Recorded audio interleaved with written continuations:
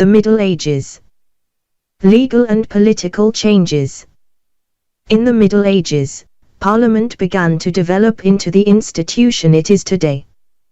Its origins can be traced to the King's Council of Advisors, which included important noblemen and the leaders of the Church. There were few formal limits to the king's power until 1215.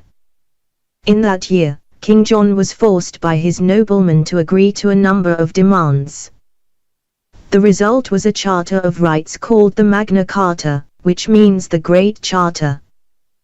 The Magna Carta established the idea that even the king was subject to the law. It protected the rights of the nobility and restricted the king's power to collect taxes or to make and change laws. In future, the king would need to involve his noblemen in decisions. In England, parliaments were called for the king to consult his nobles, particularly when the king needed to raise money. The numbers attending Parliament increased and two separate parts, known as houses, were established. This nobility, great landowners and bishops, sat in the House of Lords.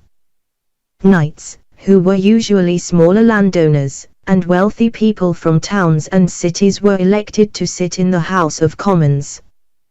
Only a small part of the population was able to join in electing the members of the Commons. A similar parliament developed in Scotland. It had three houses, called estates: the Lords, the Commons and the clergy. This was also a time of development in the legal system. The principle that judges are independent of the government began to be established. In England, judges developed common law by a process of precedents, that is, following previous decisions, and tradition. In Scotland, the legal system developed slightly differently and laws were codified, that is, written down.